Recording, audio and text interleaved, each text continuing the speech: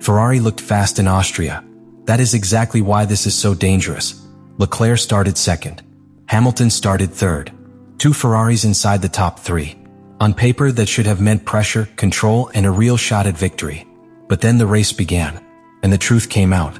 The SF26 had speed for 1 lap, but not enough race pace to survive the full fight.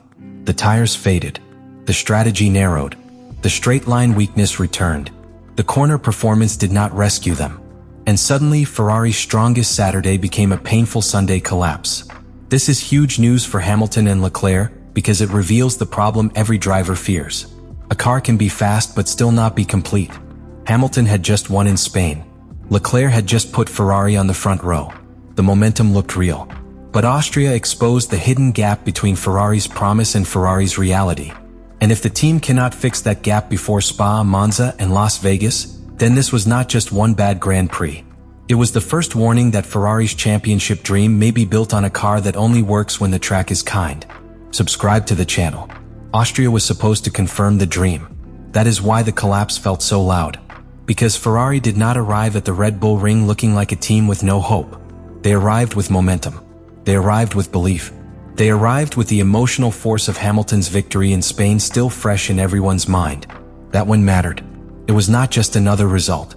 It was Hamilton's first victory with Ferrari, the kind of moment that can change the mood of an entire season. Suddenly, the questions became softer. The doubts became quieter. The idea of Ferrari fighting for the biggest prizes did not sound like fantasy anymore. It sounded possible. And then Austria asked a different question. Not, can Ferrari win when everything fits? But, can Ferrari survive when the circuit attacks the car's weaknesses? That is where the weekend became dangerous. Because on Saturday, Ferrari looked like it had an answer. Leclerc qualified second. Hamilton qualified third. 2 Ferraris inside the top 3. That kind of grid position is supposed to give a team control. It gives the drivers clean air. It gives the pit wall strategic options. It forces rivals to take Ferrari seriously from the very first lap. From the outside, it looked strong. But Formula One has a cruel way of hiding problems until the race begins. A qualifying lap is only a flash of truth. The tires are fresh. The fuel is light. The driver can push the car to the edge for one perfect lap, even if that same car cannot live at that edge for an entire Grand Prix. And that is the trap Ferrari fell into. Saturday showed the car could produce speed. Sunday showed that speed was not strong enough to last. The real issue was race pace. Not one-lap pace. Not the headline position on the grid. Race pace. The kind of pace that survives heavy fuel, tire wear, dirty air, pressure from rivals, and the slow physical punishment of lap after lap. That is the pace that wins championships.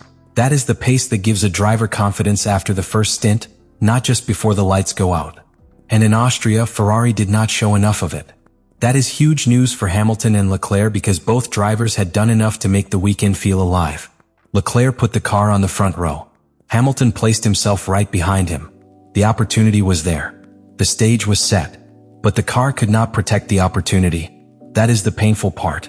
When a team starts far back and struggles, the story is simple. The car was not fast enough. The weekend was lost early. The expectations were low. But when a team starts second and third and still cannot turn that into a real fight for victory, the story becomes much more serious. It means the car has performance, but not the right kind. It can create belief on Saturday, then remove options on Sunday. It can give drivers hope, then ask them to manage its weaknesses when the race becomes difficult. And that is where Ferrari's collapse began to expose something deeper. Leclerc had already warned the team on Friday. Ferrari was losing too much time on the straights. That alone was a major concern at Austria, because the Red Bull Ring does not give slow straight-line speed many places to hide. Every straight becomes a place where rivals can close in. Every corner exit becomes more important. Every defensive move costs more. But the straight-line issue was only half the problem. The more worrying part was that Ferrari was also negatively surprised by its performance in the corners. That changes everything. Because if the car is weak on the straights, the corners are supposed to be the rescue. That is where the driver wins time back. That is where confidence returns. That is where the car says, do not worry, I have something else to give. But in Austria, the car did not give enough. So the drivers were squeezed from both sides. They did not have enough straight-line strength to feel safe. They did not have enough corner performance to recover fully. And once the tires began to suffer, the whole picture became even worse. This is where race pace disappears. Not always with one dramatic moment. Not always with a spin, a crash, or a broken part. Sometimes it disappears quietly. The rear tires begin to slide. The temperature rises. The grip fades. The driver has to wait longer before going back on the throttle. A lap time drops by a little, then by a little more. Then suddenly the strategy is no longer about attacking the race. It is about limiting the damage. That is the difference between a fast car and a complete car. A fast car can shine. A complete car can keep shining when the race starts to hurt. Austria suggested Ferrari is not complete yet. And for Hamilton, that warning is massive. He knows what a proper race car feels like. He knows when a car gives him freedom. Freedom to stretch a stint. Freedom to attack late. Freedom to protect tires without falling out of the fight. Freedom to make strategy a weapon instead of a rescue plan. If it is set up, the team can recover. They can learn from the data. They can adjust how the car loads the tires. They can refine the balance. They can return stronger on similar tracks. But if the problem is deeper, if the SF26 naturally struggles on circuits that demand straight-line efficiency and rear tire strength, then Ferrari is facing a much harder battle. That is the fear. Because the calendar will not protect them. Spa will not protect them. Monza will not protect them. Las Vegas will not protect them. Those circuits can make the same weakness louder. More speed. More demand. More punishment if the car cannot stay efficient and stable. That is why Austria may become a reference point for the rest of Ferrari's season.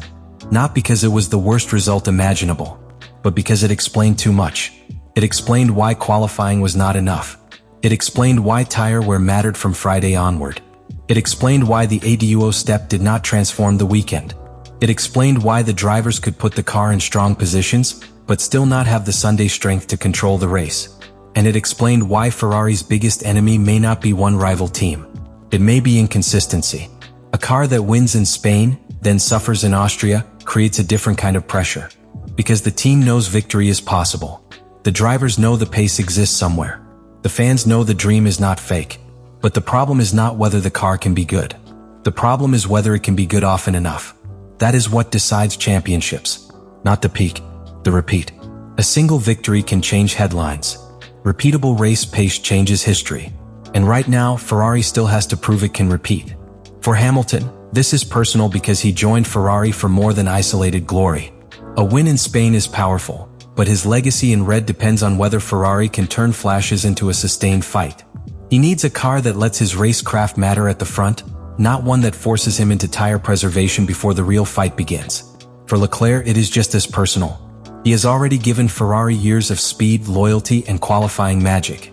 Austria showed the cruel problem he has faced too often.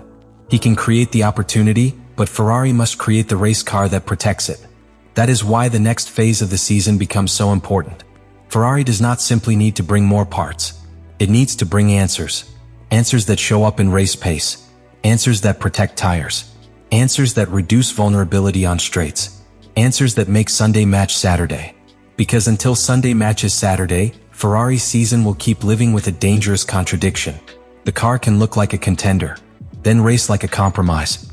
And in Formula One, compromise is where championships begin to slip away. Not all at once. Not with one dramatic failure. But in small pieces. A lost podium. A missed strategy window. A stint that ends too soon. A driver forced to manage instead of attack. A front row start that becomes a what if. That is how seasons are lost while everyone is still saying the car has potential. And that is the word Ferrari must escape. Potential. Potential is not enough for Hamilton. Potential is not enough for Leclerc. Potential is not enough for a team carrying the expectations of Ferrari. Austria exposed that. The race pace was the real test, and Ferrari did not pass it convincingly. Now the team has to decide whether Austria becomes a lesson or a warning that repeats itself. Because if Ferrari responds, this collapse could become the moment that forced the team to confront the truth and fix the car before the title fight moved too far away. But if Ferrari does not respond, then every future race like Austria will carry the same pattern. Strong hope on Saturday. Tire questions on Sunday. Race pace fading when pressure arrives. Hamilton and Leclerc managing a car that should be attacking. And that is the nightmare. Not a Ferrari with no speed.